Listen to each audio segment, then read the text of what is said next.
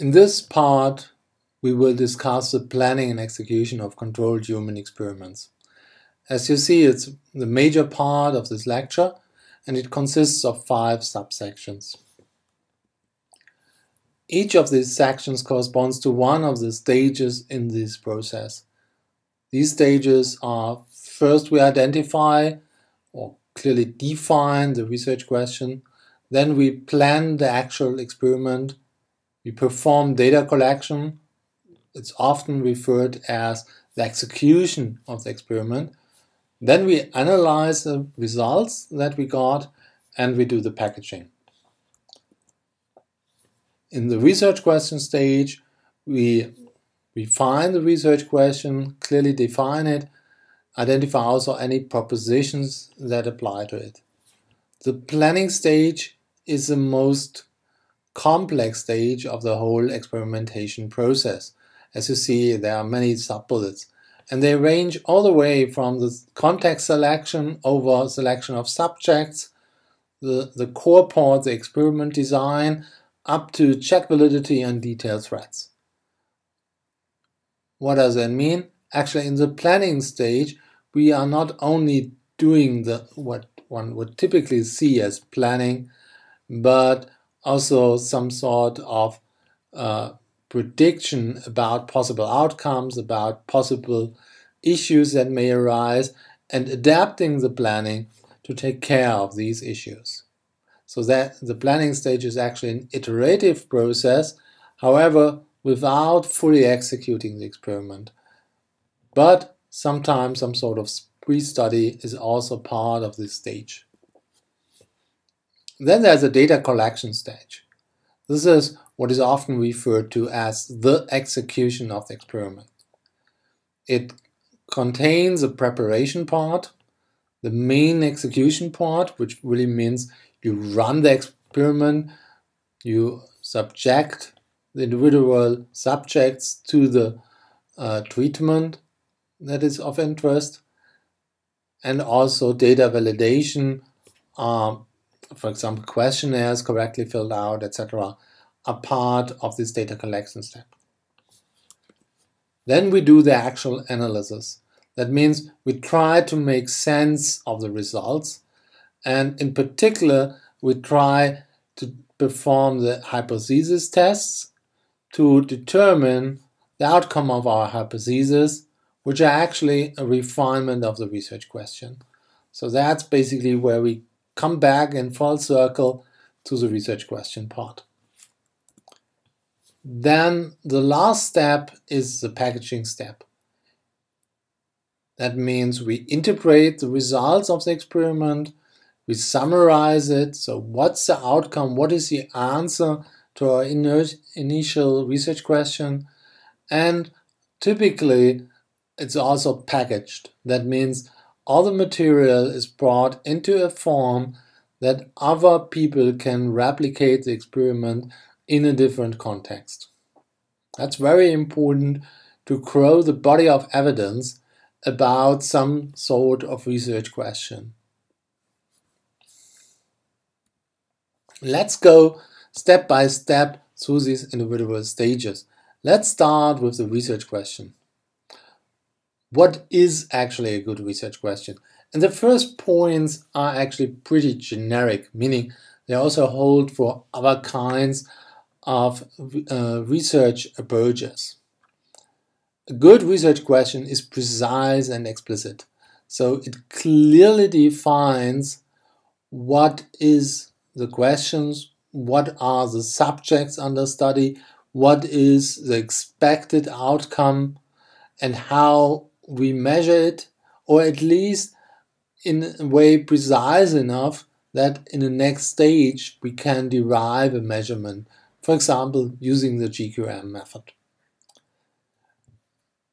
It also clearly identifies the phenomenon under study. So what do we really want to talk about? Let's suppose we are interested in the effect of a method on the productivity. So clearly identifying the phenomenon under study means we have to answer questions like, what are productivity? productivity of whom? How do we measure productivity? Do we care about productivity of the whole process or only some subpart of it, and so on? So all of that is part already of identifying the phenomenon under study. Also, any context and assumptions need to be well defined. For example, do we expect something to hold only in specific contexts, let's say software development or specific business processes and so on, or do we think it's more generic? All of that has to be thought about when we actually define a research question as basis for such an experiment. For a controlled experiment, we have additional requirements. Especially in a controlled experiment, we are studying differences between treatments. Thus, we need research questions that can be expressed in such a way. What do we mean with differences between treatments? You may know it from medical experiments. Let's say we are interested in the effectiveness of a new drug against a certain illness. Then a typical way of performing such an experiment is some group gets the drug, that's one treatment, and another group does not get the drug, which is another treatment. And then our expectation would be that the drug improves health, so we would be able to observe that by just comparing the outcome of the two groups. That's actually how it is done in the medical environment, and that's the kind of idea that's also underlying these kind of controlled human experiments. Especially, the result needs to be measurable and observable. So even just saying somebody gets healthy or so, that's not clear enough. We need to define how do we measure health, how do we make this visible. Or the same with the example of productivity, we need to clearly define how we measure productivity and what do we think is an improvement. It's like 5% more an improvement or 10%. All of that should go already in this stage. In practice, we will observe that this process is not as linear as it may seem. Rather, it will usually be a more iterative process where we first define a rough research question, then think about potential plans for evaluating that, and then using this information for refining the research question itself, leading to some sort of cycle between defining what to do and how to do it. Throughout this section, we will use a running example, which is actually taken from the book, here chapter 11, and this is actually a number of experiments that were done several decades ago, but are well documented and thus can be well used as a basis for this case study. The context of these experiments was a PSP course, or actually several PSP courses at different universities. PSP is an individual process for systematic software development, meaning it aims at improving software development capability of individuals. It includes activities like the measurement, the estimation, the planning, tracking of results, reuse of experiences, and so on.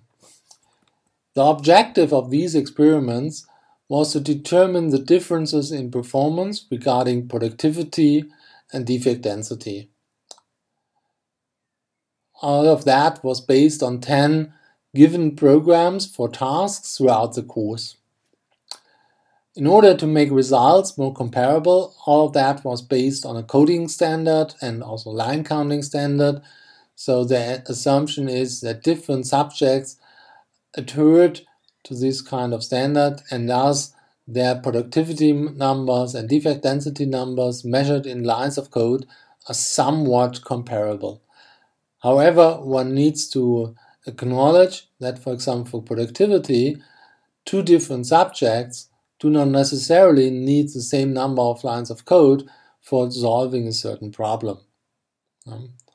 So here it's really just the output that is compared to the development time and not necessarily the speed with which a certain task has been solved.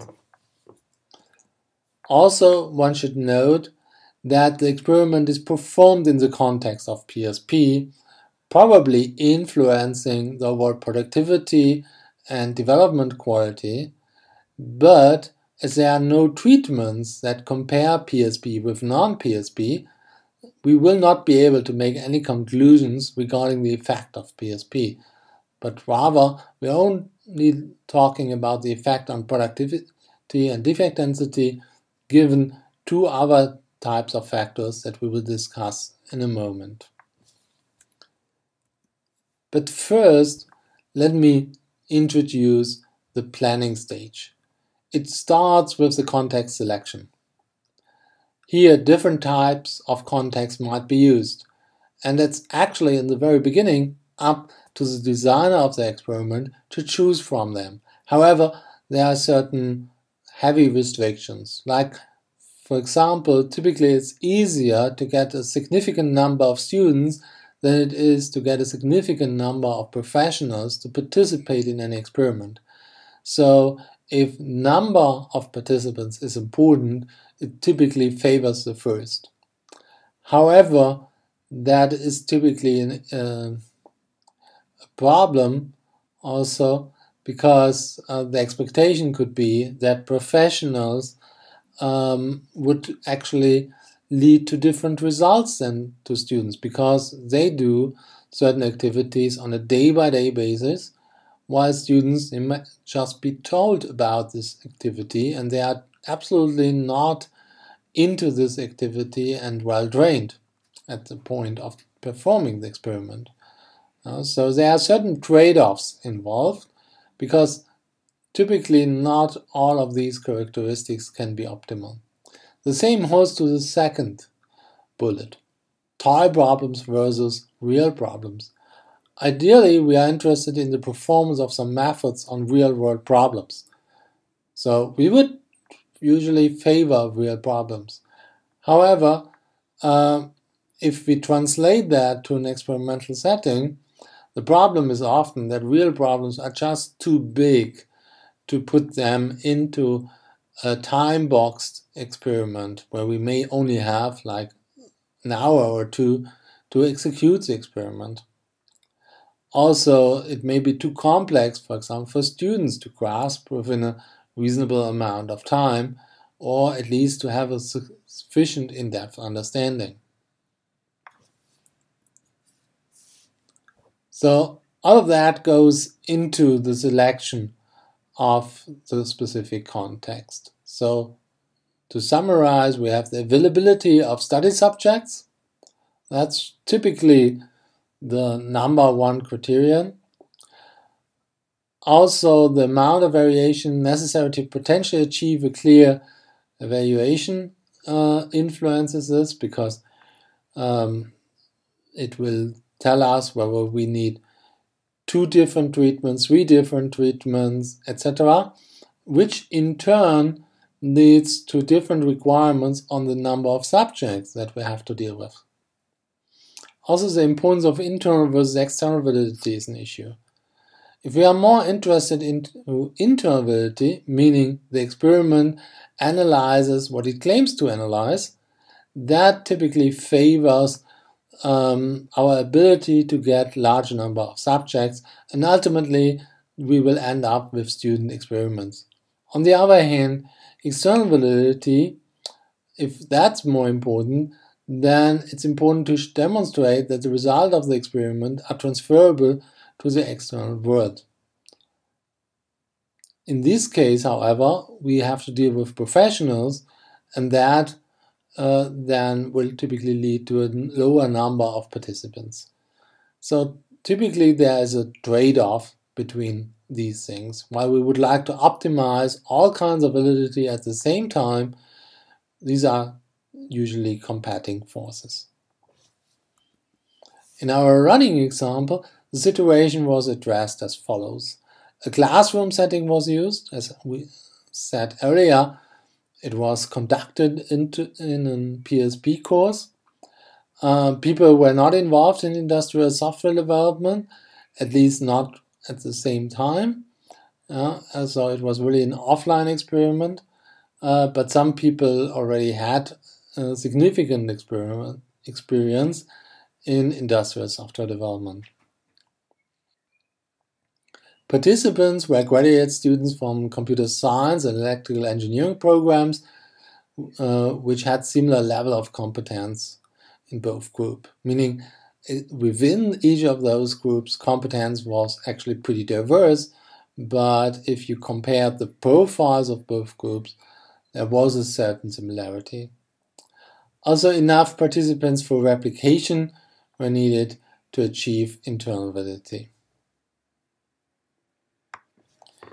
Now, we will pause for a second and go to a question. So this is not an exercise. This is just for you to clarify your own expectations.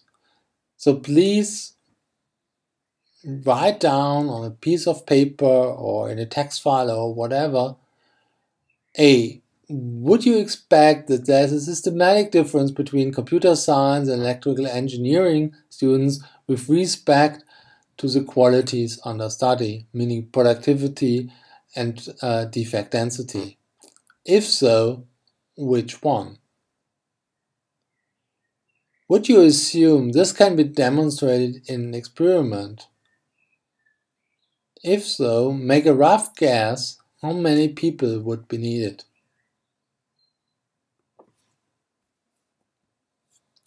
Also, would you expect that there is a systematic difference based on programming experience? If so, for productivity? For false? And again, would you assume it can be demonstrated in an experiment? And how many people would you think are necessary to identify such a divergence? We are still in the planning stage. The next step is a so-called hypothesis formulation, meaning we need to translate our research question in a way that it can be subjected to statistical analysis. The way to do that is to form statistical hypotheses. This is typically done by expressing a so-called alternative hypothesis H1, which codifies the expected outcome, like if we take the example of the method with positive influence on productivity, H1 would basically state that our method positively influences productivity. On the other hand, we have the null hypothesis, H0. This basically says the expected outcome cannot be confirmed.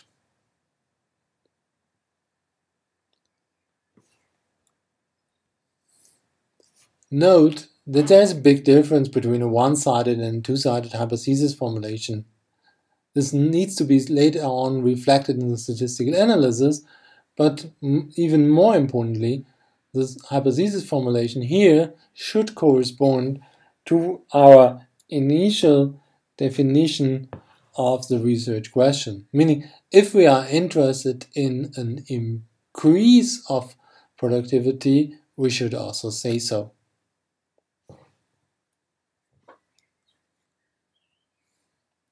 Let's have a look at our running example. Here we have actually two pairs of hypotheses. The first one addressing productivity, stating there's no difference in productivity in computer science versus electrical engineering. That would be the H0 hypothesis.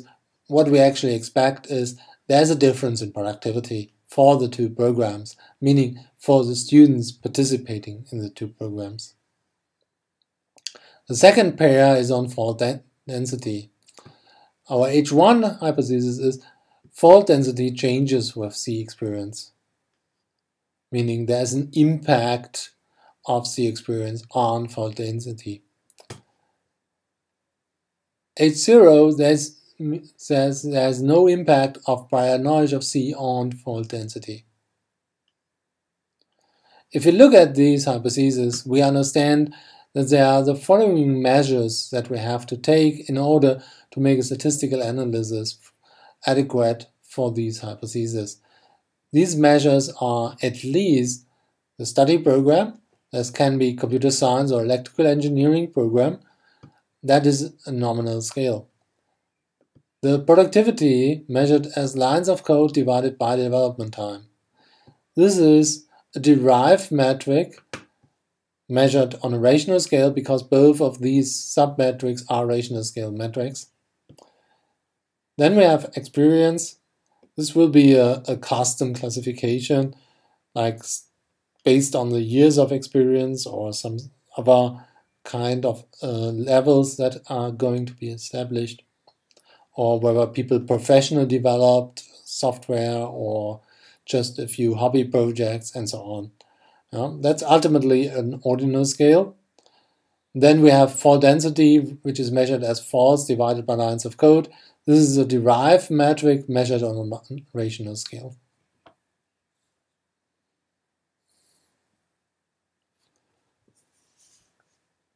If you look at those hypotheses, were they one-sided or two-sided? Let me go back for you. Here you again have the two hypothesis pairs. Now for each of those, stop the video and answer for yourself whether that's a one-sided or two-sided hypothesis formulation.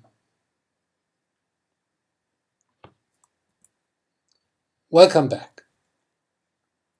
The answer is actually they are both two-sided, which is probably kind of surprising given the fact that we probably have some expectation on what the impact will be.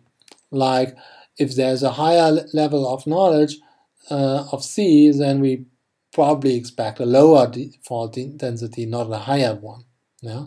But the way the hypotheses are formulated, this is actually two-sided, and also a higher defect density together with higher knowledge would qualify.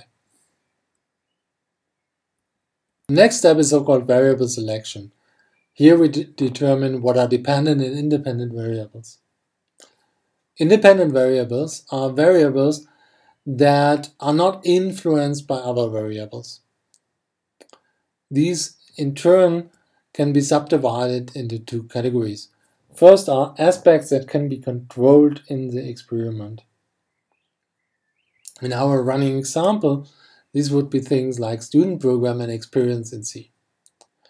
It should be noted, however, that controlled here does not mean, like in the everyday usage of the word, that we change it at will. We cannot change at will the student program or the experience in C. But rather it means that we control for those variables that they have the necessary distribution that we need later on in our analysis. Actually, the whole lecture is called Controlled Experiments with Human Subjects. This is a notion of control where the title comes from. Of course, there are many other things in principle that also would be independent variables, like the time of the day of the experiment, the competence and background of subjects, etc. How do we deal with those? We cannot control all variables simultaneously. That's just impossible. As far as possible, we will typically try to fix some of these values, like time of day of experiment. Then we do the experiment at one time for all of the people together. Then this is fixed, so we do not have an influence from this factor on our outcome. So we basically remove this variable. For others, like competence and background of subjects, that's not easily possible.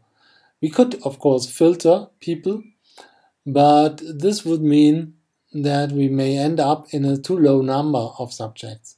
So what we do there is typically we gather this data as well and just see at the end whether this is a potential influence on the outcome as well. Then we have dependent variables. These are results that depend on a certain treatment. Meaning, in our running example, this would be the predictivity and the fault density.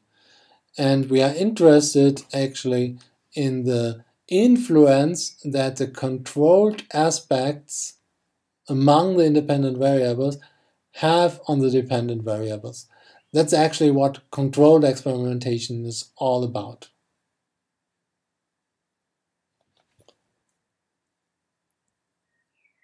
In order to do that, to perform such an experiment, we need to identify subjects with whom we can do the experimentation. And the challenge is that in principle we have a hypothetical population of people we try to talk about. Like in our case, on the running example, it would be all people who do software development. But of course, we can never do an experiment with all possible people. So rather, we need to identify subjects that actually participate in our experiment as a representative of the total population. This problem is called subject selection. And there are different strategies that we can apply to that. For example, we can perform random sampling, meaning we take the whole population in an abstract sense and then at random pick people from those. That's, for example, if you take the population of a city and you just randomly identify somebody from the register of inhabitants of the city, then you would perform random sampling. In some sense, if you go to the pedestrian zone and just randomly sample the next people you run into, it's also some sort of random sampling. However, one should be aware of what is the underlying population. Because random sampling in that case would mean, let's say you are doing this at 2 o'clock in the afternoon of a workday, then this would mean you're doing random sampling of people or among people who have time and are willing to spend their time in the afternoon of a workday in the pedestrian zone. You can probably imagine that already this population is not representative of a larger population of all inhabitants or all people. So if you do random sampling, you also need to think, or actually if you do any kind of sampling, you also need to think what is really the population you are interested in, and to what extent does your sampling process really sampling from this underlying population, or do you indeed sample from a slightly different population? Of course, if this different population is different in a systematic way, then basically you have a huge problem and can come up with completely different results than you would expect. A well-known case of that is actually one of the first political surveys that was done in the beginning of last century in the US. And they tried to do a survey actually by telephone. And back in the day, only a few people had a telephone at home. And what is more important, only a few people had time to be at home during a workday. So they did random sampling by just calling up people at random, but the population that they were randomly sampling, meaning all the people that at a workday during the day were available at home and had a telephone, was by no means representative of the total population of potential voters. As a result, the corresponding outcome of the study was completely different from what was finally the actual vote. And the reason for that was just that the sampling had this very strong bias into some political direction. So that's the story behind random sampling. Stratified and random sampling is a variation where we actually divide the population in a number of groups with a known distribution between the groups. What that means is, for example, we want to do sampling based on age, and we know the age distribution of people in Germany. So we would define strata, and we would, for example, try to replicate within our experiment the age distribution. That would mean we would basically determine for each age range, like from 20 to 25, how many percent of the people belong to this age group. And then we would do a stratified random sampling by randomly selecting people out of this age group to the amount that corresponds to the distribution in the total population of Germany. Like, let's say, if in this age group, purely hypothetically, there would be 15% of the total population. It's probably a bit high, but doesn't matter for the example.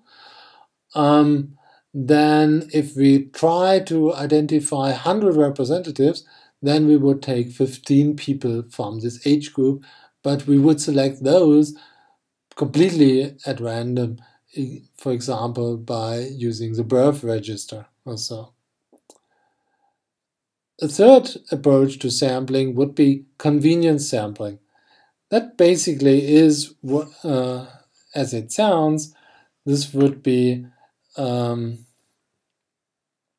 we try to use those subjects which are easily available, meaning at our convenience.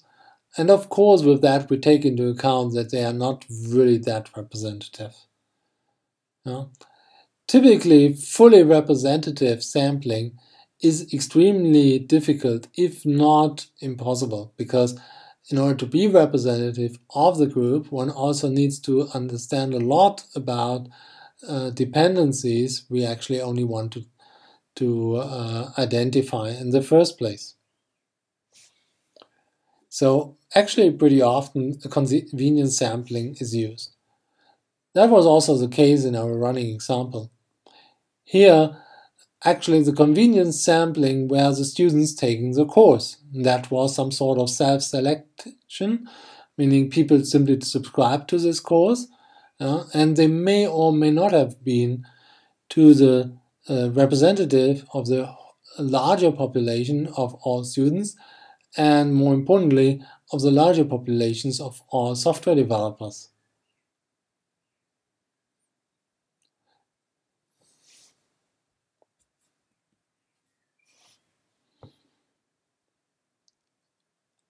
As a note, one should say, if the subject groups are not equally distributed with respect to the relevant variables, then the experimental validity is actually endangered. Meaning, if we have them not really representative, the outcome can be very different, as you saw with the election survey example. The size of the sample may impact results when generalizing in the power of statistical tests, mean basically we first have to do an analysis. How many subjects do we need in order to identify a result?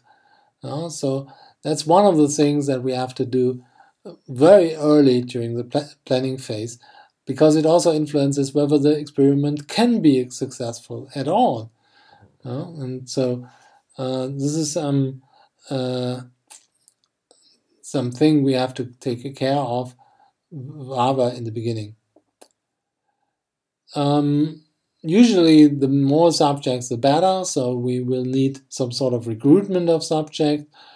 There may also be some subject selection criteria that may apply, meaning we only want people who already have programmed for a year, so they have some minimal experience or so. This can happen. And because all of that is experimentation and has some ethical dimensions to it, you typically require them to sign a consent statement that they are knowing that they are subject to an experiment and that they are okay with that. Let's go for an exercise.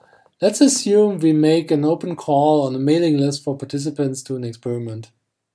We take those people as participants who are willing to participate, meaning who write us back. What kind of sampling is this? Think about those 4. Stop the video and start again once you have decided.